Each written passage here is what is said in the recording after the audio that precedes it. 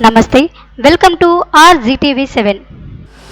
మూడేళ్లుగా సాగుతున్న Russia Ukraine యుద్ధంలో కొత్త మలుపు కనిపిస్తుంది.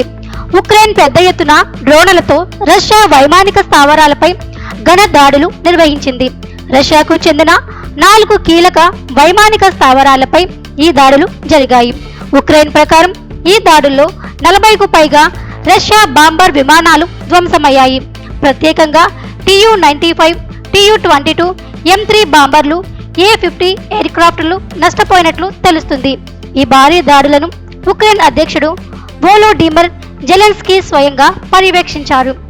ఇర్క్యూట్స్క్ గవర్నర్ కూడా ఈ దాడులను ధృవీకరించినట్లు సమాచారం.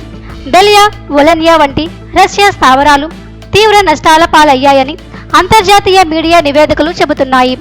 ఉక్రెయిన్ దాడుల వల్ల రష్యాకు దాదాపు $2 బిలియన్ పైగా నష్టం కలిగినట్లు అంచనా. ఇదిలా ఉండగా రష్యా కూడా ఉక్రెయిన్పై భారీ డ్రోన్ దాడులు జరిపింది. 472 డ్రోన్లలో 385 డ్రోన్లు ఉక్రెయిన్ అడ్డుకున్న 7 బాలిస్టిక్ క్షిపణులను ప్రయోగించి 12 మంది ఉక్రెయిన్ సైనికులు మరణించారు, 60 మంది గాయపడ్డారు. ఇప్పటి పరిస్థితిలో ఈ రోజు ఇస్తాంబుల్లో రష్యా ఉక్రెయిన్ ప్రతినిధులు చర్చలకు కూర్చోబోతున్నారు.